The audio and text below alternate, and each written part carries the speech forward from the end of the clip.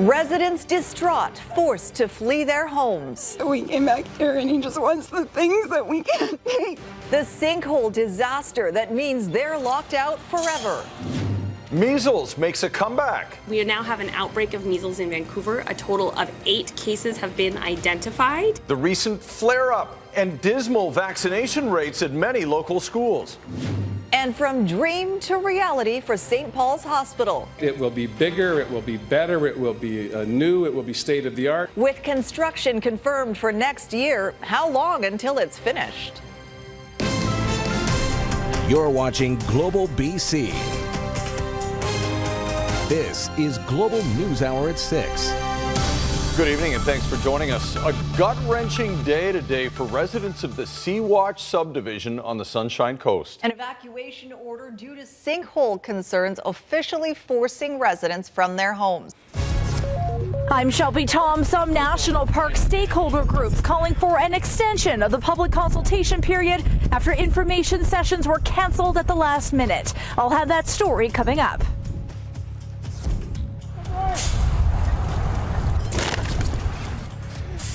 Not just regular Okanagan drivers having trouble maintaining traction in the snowy conditions. I'm Shay Galore. Coming up, it's listed as one of the most romantic restaurants in Canada, and just in time for Valentine's Day, we're getting a lesson in sensual dessert making. You're watching Global Okanagan. This is Global News at 5. Good evening. A heartbreaking appeal from the family of a missing cowboy. It's been nearly 3 weeks since Ben Tyner was last seen riding out of the ranch he manages near Merritt. Things are getting ugly. The NDP taking aim at the opposition and the UCP firing back. So when will the writ drop? Rolling out. We just want to show them that we're hurting out here in Alberta. We need our resources respected. A large convoy heading to Ottawa to send a strong message. They're calling it a game changer. A closer look at WestJet's new Dreamliner. You're watching Global Calgary. This is Global News Hour at 6. Good evening. The NDP is turning up the heat on UCP leader Jason Kenney as we march towards a spring election. As Tom Vernon reports, Kenney found himself fending off 2 separate attacks today. You're watching Global Edmonton. This is Global News Hour at 6. Well, the wind's still making for a cold day in Alberta's capital city, but the good news, we're nearly out of the deep freeze. Today, Environment Canada lifting the extreme cold weather warning in Edmonton and area. Good evening. Well, welcome news. Warmer temperatures are ahead. Flu season is still here. We've definitely done more flu vaccinations this year than last. AHS prompting residents to protect themselves this flu season. A pair of Lethbridge boxers are headed to Red Deer for the Canada Winter Games. Incredibly resilient, Mugsy was left terribly disfigured in Iran. Now she's on the mend in British Columbia. You're watching Global Lethbridge. This is Global News at 5. Good afternoon and thank you for joining us. I'm Matt Patacchio. Liam is on assignment tonight.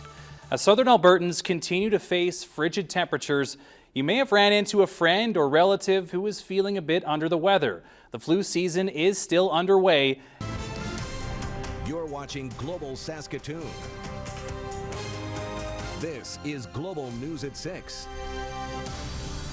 Good evening and thank you for choosing Global News at 6. The Saskatoon Police Service says it is concerned that prohibited weapons fell into the hands of 2 young boys. Thanks. Good evening and thanks for joining us. A Balgony woman is speaking out after an alleged case of road rage was caught on dash cam video earlier this month. She's hoping the public can help identify the driver. Caitlin Wilson has more. A winter getaway takes a tragic turn for a Winnipeg woman.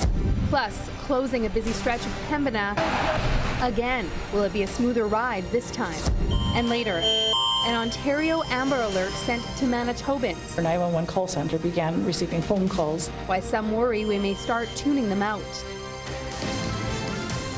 You're watching Global Winnipeg.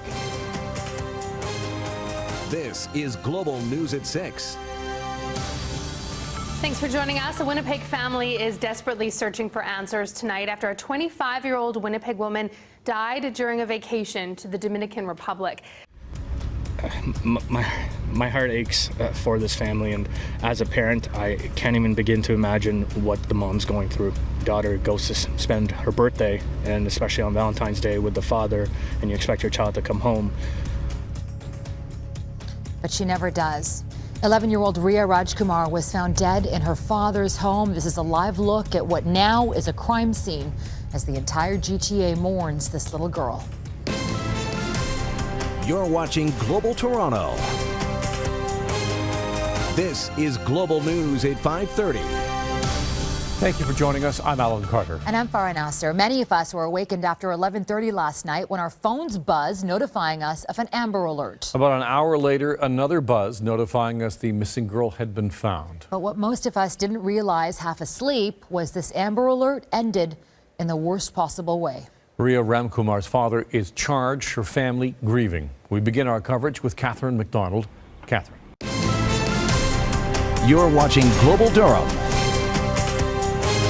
This is Global News. Good evening and thank you for joining us. Our top story tonight, a judge sentenced the Laloche, Saskatchewan shooter to life in prison. You're watching Checks Peterborough. This is Checks News at noon. Good afternoon. I'm Lindsay Biscaya. Teresa Kashuba is off this week.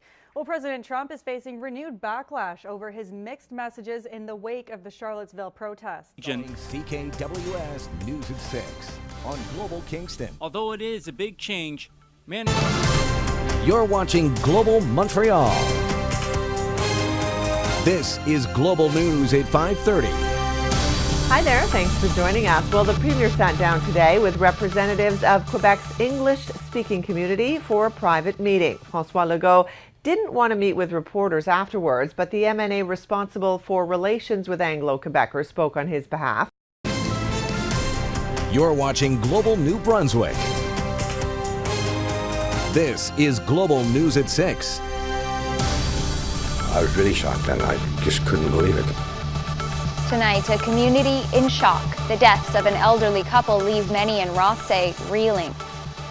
Good evening. Thank you for joining us. People living in a quiet suburban neighborhood in the St. John area are stunned after the bodies of an elderly man and woman were found in a home on Thursday night. You're watching Global Halifax. This is Global News at 6. I'm kind of surprised, you know, it's actually, it couldn't be more pro Jody Wilson-Raybould. Tonight, online Backlash. A Halifax-based political cartoonist is defending his latest work on the SNC Lavalin controversy. Good evening. Thanks for joining us. More on that in a moment. But first up tonight, a group of maritime health professionals stranded in Haiti should be home soon.